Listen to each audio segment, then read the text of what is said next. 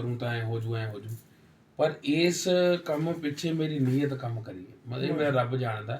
मेरी नीयत सिर्फ ये सी कि मैं हजूर दी शान बयान करा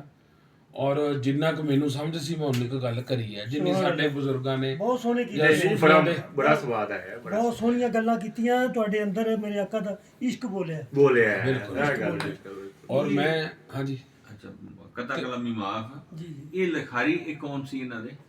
ਆਪ ਹੀ आप ਉਹਦੇ ਲਿਖਿਆ ਇਹਨਾਂ ਨੇ मैं वो कलाम लगना ਉਹਦੇ मेरा ਲਿਖਿਆ जेड़ा ना सवाल यही सी कि ये चीज़ां ਇਹੋ ਜੀਆਂ ਅਸਲ 'ਚ ਵਕੀਲ ਸਾਹਿਬ ਗੱਲ ਇਹ ਹੈ ਵੀ ਮੈਂ 2013 ਤੋਂ ਹਾਂ ਪੰਜਾਬੀ 'ਚ ਜੋ ਕੁਰਾਨ ਦਾ ਤਰਜਮਾ ਪੜ੍ਹਦਾ ਹਾਂ ਤੇ 7-8 ਸਾਲ ਪੜ੍ਹੀ ਗਿਆ ਤੇ ਮੈਂ ਸਿੱਖ ਥਿਓਲੋਜੀ ਦਾ ਡਿਪਲੋਮਾ ਕੀਤਾ, ਸੂਫੀ ਐਂਡ ਫੋਕ ਮਿਊਜ਼ਿਕ ਦਾ ਡਿਪਲੋਮਾ ਕੀਤਾ। ਯੂਨੀਵਰਸਿਟੀ 'ਚ ਪੜ੍ਹਦੇ ਹੋਏ ਮੇਰਾ ਵੈਸੇ ਹੀ ਅੰਦਰੋਂ ਜਿਵੇਂ ਕਹਿ ਲਓ ਇੱਕ ਬੰਦੇ ਦਾ ਖਿਆਲ ਪੈਦਾ ਹੁੰਦਾ ਵੀ ਮੈਂ ਪੜ੍ਹਾ ਯਾਰ ਜਾਣਾ ਕਿ ਅੱਲਾ ਦੀ ਇਤਾਅਤ ਹੀ ਹੋਈ ਨਾ ਜੀ ਤੇ ਵੇਖ ਲਓ ਕਿੰਨੀ ਪਜ਼ੀਰਾਈ ਮਿਲੀ ਹਾਲਾਂਕਿ ਇਹਨਾਂ ਦੇ ਤੇ ਇੱਕ ਵੈਸੇ ਆਪਦੀ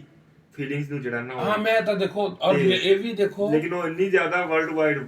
ਬੜਾ ਜ਼ਿਆਦਾ ਅਲੀ ਭਾਈ ਗੱਲ ਇਹ ਵੀ ਦੇਖੋ ਵੀ 2 ਸਾਲ ਪਹਿਲਾਂ 2018 ਚ ਮਤਲਬ ਕਿ ਲਿਖੀ ਸੀ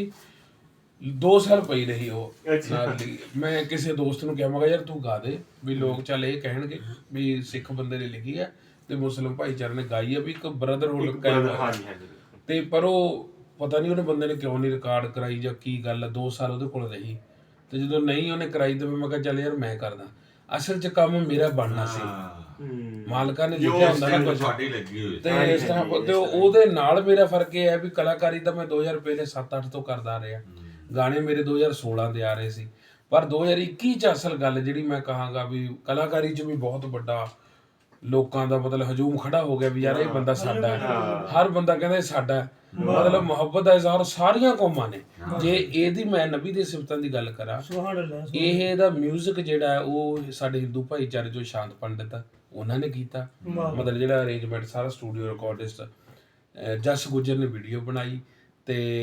ਐਡੀਟਰ ਸਾਡਾ ਮੁੰਡਾ ਮੁਮਤਾਜ਼ ਉਹਨਾਂ ਨੇ ਕੀਤੀ, ਮੇਰੇ ਵੱਲੋਂ ਲਿਖੀ ਤੇ ਪੜ੍ਹੀ ਗਈ। ਮਤਲਬ ਇੱਕ ਬ੍ਰਦਰਹੁੱਡ ਇਹਦੇ 'ਚ ਵੀ ਗੁਲਦਸਤਾ ਸੀ ਬੜੀ ਗੱਲ ਤੇ ਔਰ ਜੇ ਉਹ ਰਹਿਮਤੁਲ ਆਲਮੀਨ ਬਣ ਕੇ ਆਏ ਸੁਭਾਨ ਤਾਂ ਸਾਡੇ ਸਾਰਿਆਂ ਦੇ ਸੁਭਾਨ ਅੱਲਾਹ ਪੈਗੰਬਰ ਵੈਸੇ ਵੀ ਸਾਂਝੇ ਹੁੰਦੇ ਨੇ, ਸੁਭਾਨ ਅੱਲਾਹ ਪੈਗੰਬਰ ਸਾਰੇ ਸਾਂਝੇ ਹੁੰਦੇ ਸਾਰੀ ਨੇ ਖੁਦਾਈ ਦੇ ਬੇਸ਼ੱਕ ਸਾਰੀ ਖੁਦਾਈ ਦੇ, ਔਰ ਉਹਨੇ ਹਰ ਕੌਮ ਹਰ ਬੋਲੀ 'ਚ ਹਰ ਭਾਸ਼ਾ 'ਚ ਨਬੀ ਪੈਦਾ ਕੀਤਾ ਹੈ। ਸੁਭਾਨ ਅੱਲਾਹ ਔਰ ਉਹ ਆਪੋ ਆਪਣੇ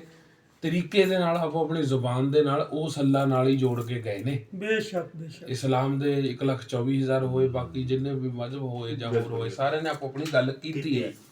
ਤੇ ਸਿੱਖਾਂ ਦੇ ਘਰਾਂ 'ਚ ਅਸੀਂ ਕਿਉਂਕਿ ਸਿੱਖਾਂ ਦੇ ਬੱਚੇ ਆ ਤੇ ਮਾਸ਼ਾਅੱਲਾ ਅਸੀਂ ਵੀ ਤੌਹੀਦ ਪ੍ਰਸਤ ਕੌਮ ਆ, ਬੇਸ਼ੱਕ ਅਸੀਂ ਵੀ ਇੱਕੋ ਹੀ ਅੱਲਾ ਦੀ ਜਿਹਦਾ ਨਾਮ ਕੋਈ ਵਾਹਿਗੁਰੂ ਕਹਿੰਦਾ, ਕੋਈ ਗੋਡ ਕਹਿੰਦਾ, ਕੋਈ ਈਸ਼ਵਰ ਕਹਿੰਦਾ, ਆਪੋ ਆਪਣੇ ਨਾਮ ਰੱਖੇ ਨੇ। ਇੱਕ ਅੱਲਾ ਦੇ ਕਹਿੰਦੇ ਨਾ ਬਿਲਕੁਲ ਜੀ, ਪਰ ਗੁਰੂ ਗ੍ਰੰਥ ਸਾਹਿਬ ਜਿਹੜਾ ਕਿ ਅਸੀਂ ਜਿਸ ਨੂੰ ਆਪਣਾ ਅਕੀਦਾ ਸੀ ਪੇਸ਼ ਕਰਦੇ ਆ ਉਹਦੇ ਵਿੱਚ ਕਿ ਅਵਲ ਅੱਲਾ ਨੂਰ ਪਾਇਆ ਕੁਦਰਤ ਕੇ ਸਭ ਬੰਦੇ ਏਕ ਨੂਰ ਤੇ ਸਭ ਜਗ ਉਪਜਿਆ ਕੌਣ ਭਲੇ ਕੋ ਮੰਦੇ। ਵਾਹ ਸੋ ਇਹ ਹੋਕਾ ਜਿਹੜਾ ਕਿ ਅੱਲਾ ਪਾਕੰ ਪਾਕ ਐਸਾ ਕਰੋ ਜੇ ਦੂਸਰ ਹੋਏ।